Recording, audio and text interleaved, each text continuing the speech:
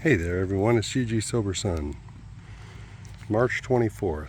Found this little picture of serenity here on this little pond. Thought I'd go ahead and do it from here today. AA thought for the day from the 24-Hour Day book. Strength comes from honestly telling your own experiences with drinking. In religion, they call it confession or testimony. We call it witnessing or sharing. You give a personal witness, you share your past experiences, the troubles you got into, the hospitals, the jails, the breakup of your home, the money wasted, the debts, and all the foolish things you did when you were drinking. This personal witness lets out the things you had kept hidden, brings them out into the open, and you find release and strength. Am I receiving strength from my personal witnessing? Well, I think it's a way of connecting with people. To say you have to say what you've been brought out of, what you've been rescued from, in order to tell your story. What happened, what it was like, what happened, and what it's like now. If there's no contrast, then it's not much of a story. So it's important to add that. Meditation for the day. We cannot fully understand the universe. The simple fact is that we cannot even define space or time. They are both boundless, in spite of all we can do to limit them. We live in a box of space and time, which we have manufactured by our own minds, and on that depends all our so-called knowledge of the universe. The simple fact is that we can never know all things, nor are we made to know them.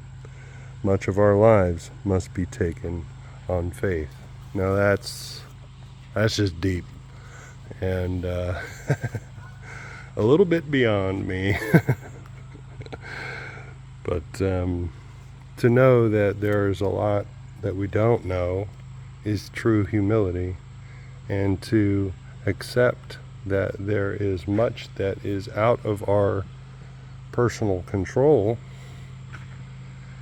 and that we're powerless over, that also is a measure of humility. It takes a measure of humility in order to admit that we're powerless over alcohol and that our life is unmanageable outside of God.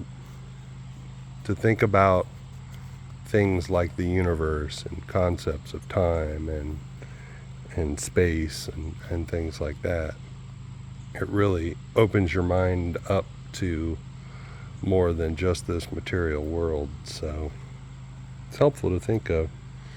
Prayer for the day. I pray that my faith may be based on my own experience of the power of God in my life. I pray that I may know this one thing above all else in the universe. The old evangelists used to say something about having a personal relationship with Jesus. And I have a very devout Christian friend who, when I posted on social media something about Gomu or Go You, the God of your understanding, God of my understanding, or what have you, he got a little, what's that all about? And some people talk about creating your own God, and that is at its face value is a bad idea. But when you're talking to addicts and alcoholics who somewhere along the line typically got a misconception of who God was, then it's better to say, okay, I want an all-loving God, an all-forgiving God, not just a God that's willing to forgive but eager to forgive. Not that so that I can go on screwing up, but that I can turn. It's a God concept of God that I can turn to. And that's the point. I really believe that's the point. We have to develop a concept of God that we can turn to. So that's hugely important. Anyway, y'all, love you. Look up, aim up, rise up.